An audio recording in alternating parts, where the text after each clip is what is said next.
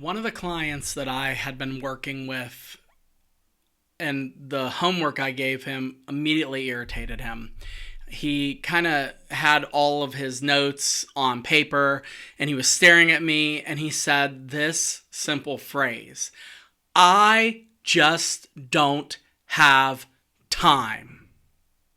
If you are a person who is listening to this, especially if you're in an executive level, and you have a time deficit, you're constantly on call, you're constantly being pulled in every direction, this episode just might change your ability to communicate.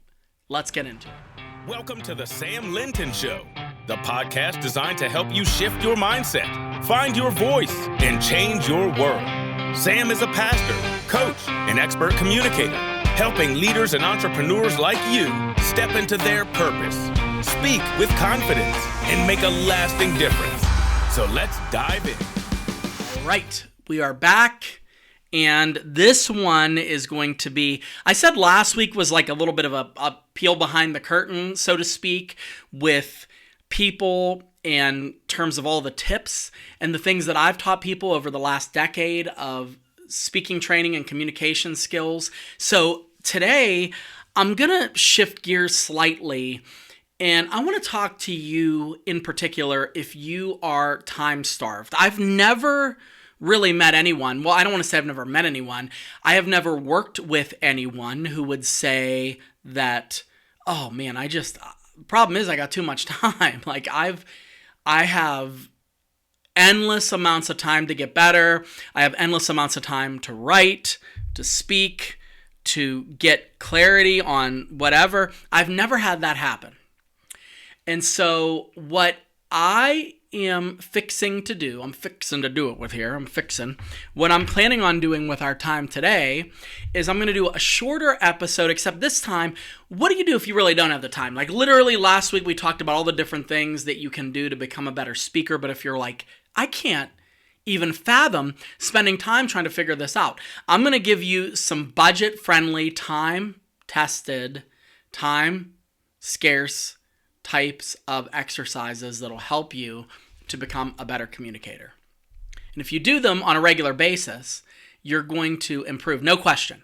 But you have to do them on a regular basis. You have to have intentionality behind all of this. If you don't have intentionality with any of this stuff, it's not going to work. By osmosis, you are not going to become a stronger communicator. It's not going to happen.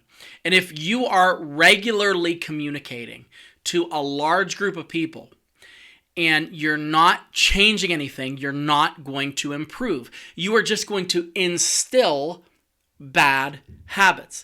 I will say, candidly, that the most difficult client I have is the client who has been speaking for a long time. They've already gotten over stage fright. They have to do presentations, keynotes, run meetings, do digital presentations, and they feel like they've mastered that. They're the worst because they don't know what they don't know. They're into it. They don't study it.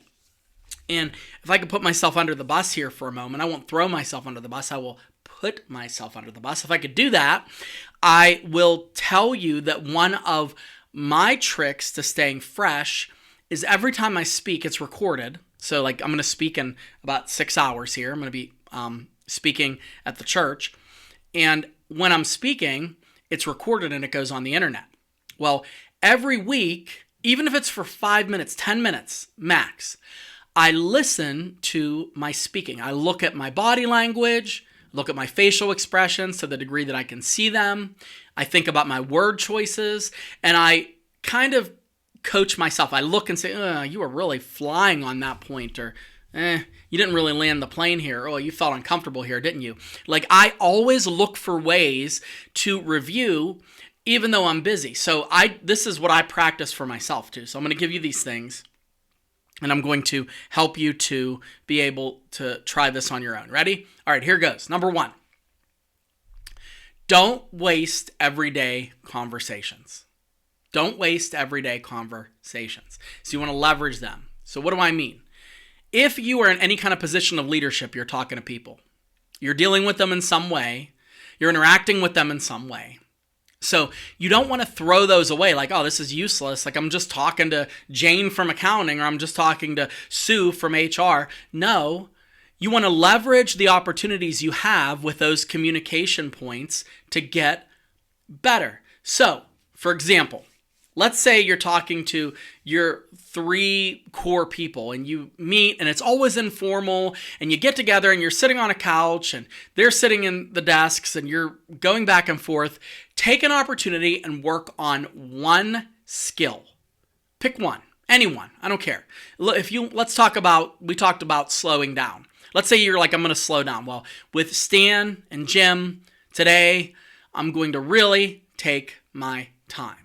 I'm going to pause, I'm going to wait, and I'm going to move on. They might say, are you okay? You could tell them. You shouldn't have a problem telling them, look, I'm trying to get better, I'm trying to slow down, I'm trying to improve my communication. They might laugh and chuckle, but they're jealous because most people don't work on themselves. They don't work on themselves. So pick one of those things. Pick storytelling. So let's say you have to tell a story to your staff.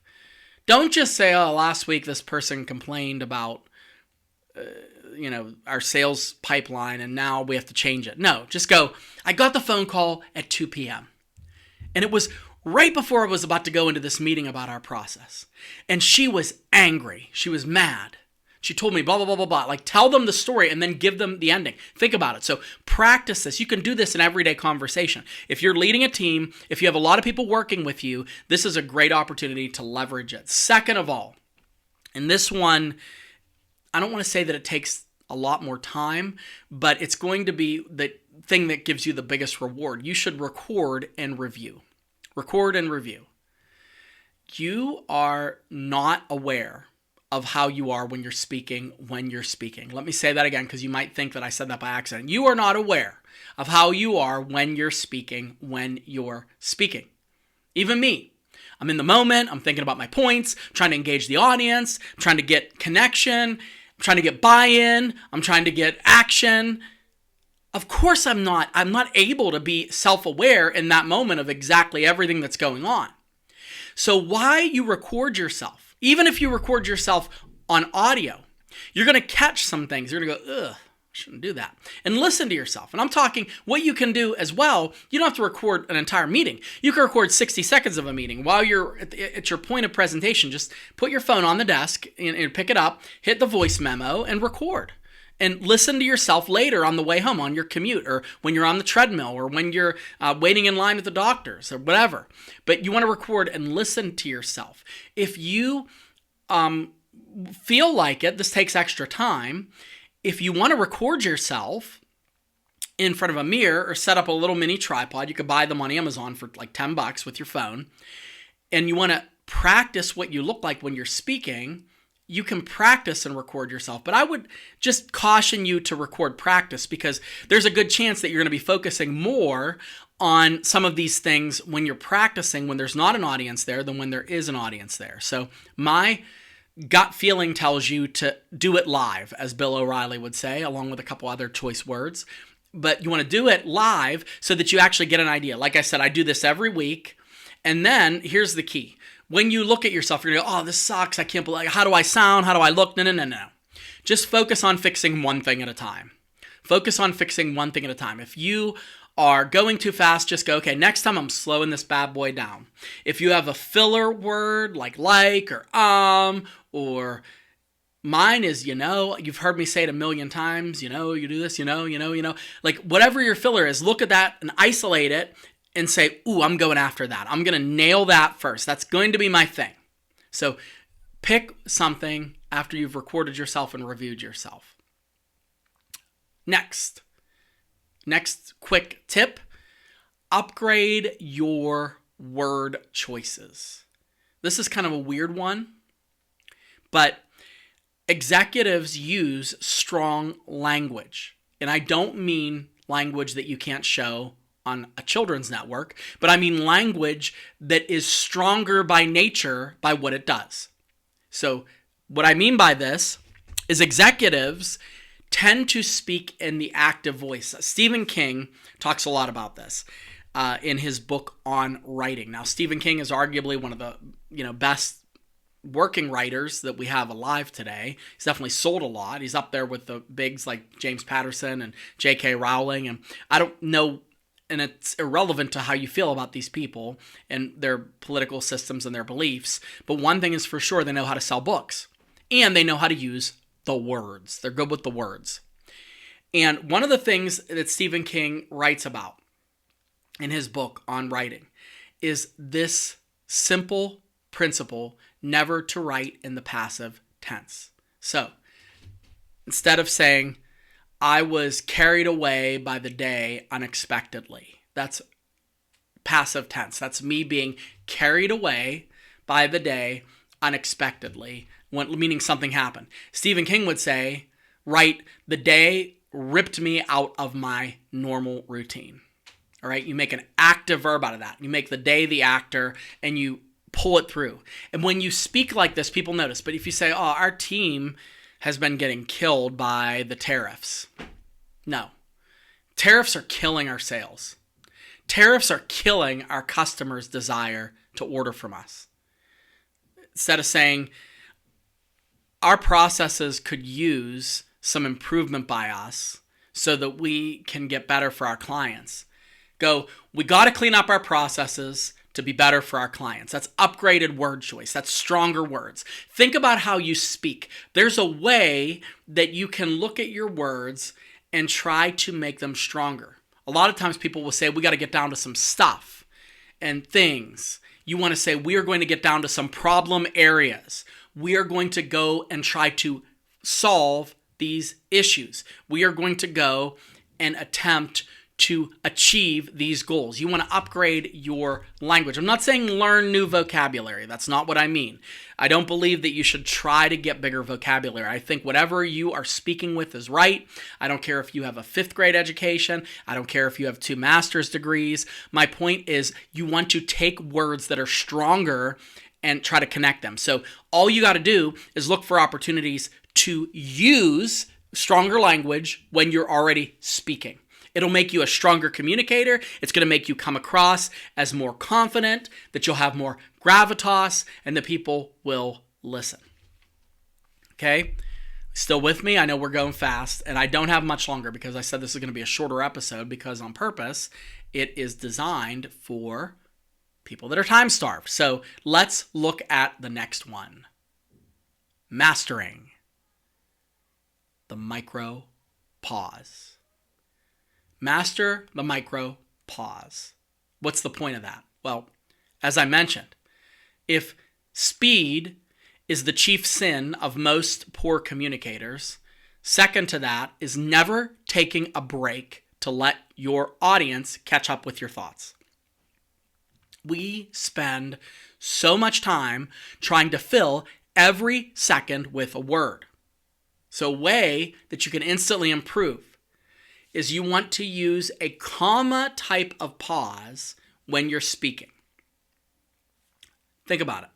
In your emails, you use a comma or an M dash. And I want to say most of the time you'll see when things have M dashes in them, it usually means AI wrote it. But I'm a novelist and I've been using M dashes since before M dashes were made sexy by AI. So I'm angry about that. But an M dash essentially is a comma that's a little more stylish. You know, I'm not going to get all grammar and nerdy for you. But an M dash signifies a pause, a break in thought. So you're going to do that again when you're speaking. So today, let's look at what happened over the weekend. It was a big weekend.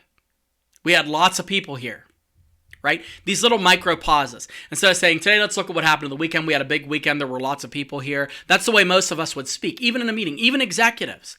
So you want to master taking a moment and pausing so that your audience can catch the next thought.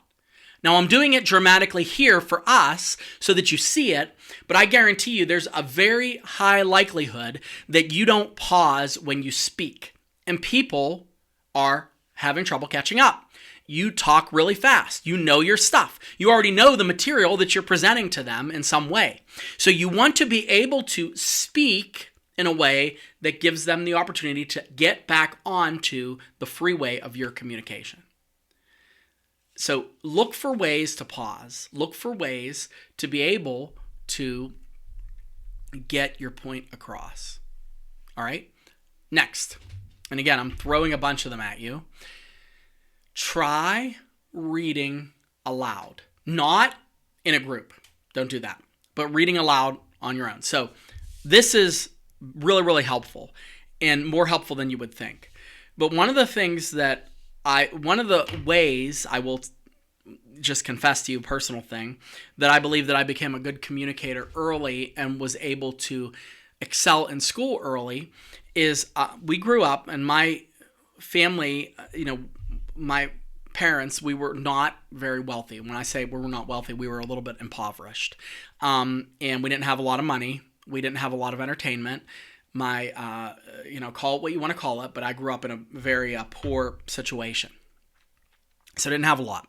So one of the biggest life-changing moments that happened for me in my life was when my mother's ex-husband's sister, yes, they were still friends, her ex-sister-in-law, came in one night. I was in grade school, and she had a humongous, and I mean it was the size of, both of her arms. She was holding it out. It was kind of comical. She was carrying this big Tupperware, one of those Rubbermaid deals. And my mom was like, "What's that?" And the ex-aunt, she wasn't my aunt, she was my mom's ex-husband's sister, whatever. The lady said, "Oh, I brought something for Sammy." They called me Sammy. And my eyes lit up because I'm thinking, is this toys? These are toys? Like, I didn't know because I didn't have a lot, so I was excited that maybe I would have some toys.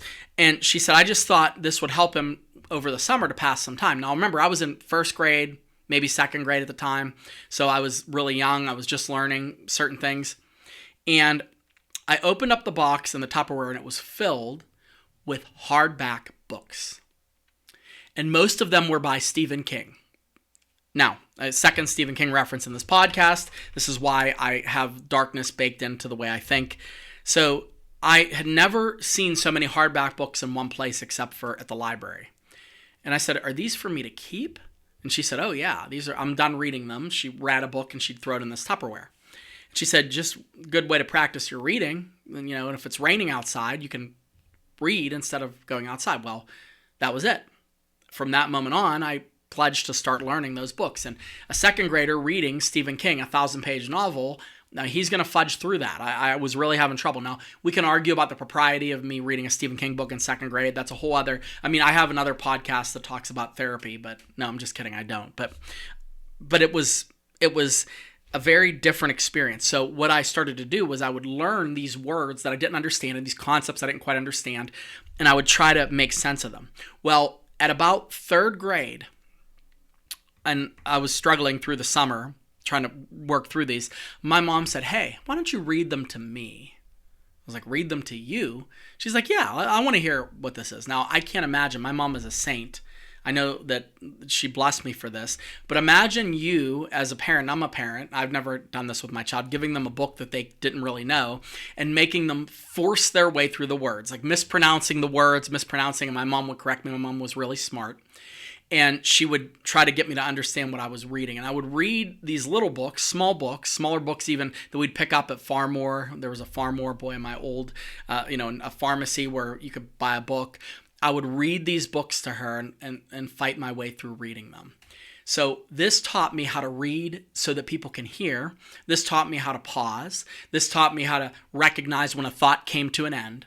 So from that point on, even when I got older, when I was in high school, middle school, I was always the one in class picked to read because I was used to reading in front of an audience. Even though my mom was the one person, it was an audience. Now, why am I saying all this? I'm saying all this because reading out loud gives you an opportunity to look at words that aren't yours and to pronounce them as if for somebody else. Reading words that are not yours and to pronounce them as if for somebody else. This is going to cause you to be aware of when a sentence ends, when a new thought begins, especially in fiction. Nonfiction's a little bit different. And even in an email, look at where the thoughts go and read the email out loud and try to figure out how you would speak this. Practice emphasizing certain words with different tone based on what it is that you're reading. And what this will do for you is this will cause you to explore a new direction that you never thought about before. Okay, so reading out loud. I know it took a long time to get there, but I want you to realize this will help you. Okay, just about done. Let me give you, there's one or two that I'm going between. Yeah. Okay, let's go with the final one here. This one is going to be one that I've already said, and you should be practicing this. You shouldn't have to get coaching for this, but if you want coaching, I'm your guy. I just got a new client that I was working with, and we were working on some speaking things. I want to encourage you that if you are looking to have your speaking game upped, and you do want to invest time and money and resources into it, and it will create a great deal of instant momentum for you, I'm your guy. Podcast@SamuelLinton.com, podcast@SamuelLinton.com. I would love to train you. I'd love to train your team. I'm working with a team right now and trying to get them onboarded for some communication programs. I would love to be your coach, and I would love to help change your professional life. So podcast@SamuelLinton.com, and let me know how I can serve you. Last point, and then we're going to get out of here, is focus on one audience member at a time. Focus on one audience member at a time. So in your staff meeting on Monday, your all hands, let's say you've got 10 people there, let's say you have 5 people there, take your time and talk to one person at a time. Pretend you're explaining each point to one person. So let's say you have a sheet with like 5 points on them. You're going to take point number 1 and go, okay, this is for Clara, write her name down, and go, okay, point number 1, Clara, our customer service is in the tank, right? Clara, this is a struggle for us, Clara. And I'm not saying say her name, but I'm saying just focus like you're telling the story to her. She's going to know you're focusing on her, but what people are going to notice is that you're being very, very deliberate and intentional. They're going to see that there's something different about the way you're communicating, and it's going to raise the awareness that you are more confident. When you're willing to make eye contact and speak with one person at a time, that is a pro move from a communicator. So then go to point 2, and John, oh man, John, this is crazy. We have to clean up our back-end processes. I mean, they're awful, dude. We got to get better about this. Sophia, we have to really examine how we're handling refunds. And again, I don't know your business, but you want to make it where each person is getting your attention, and you shift and take your time. Now, if I was working with your team, I would force you to do this in person. But since you don't have me as your coach, you can try it on your own and see how it feels. I would demonstrate this with you if we were working together, but suffice it to say, this adds a layer of credibility to you as a communicator. So focus on one person at a time when you're speaking. Now, last thing I want to close with, you don't need hours and hours to get better. You just need intentional practice and focus to become a stronger communicator. When you do this, people will notice, and you will notice too, because you'll start to feel more confident like never before. So thank you for tuning in to the Sam Linton Show. Let's shift your mindset, find your voice, change your world. We'll see you next time.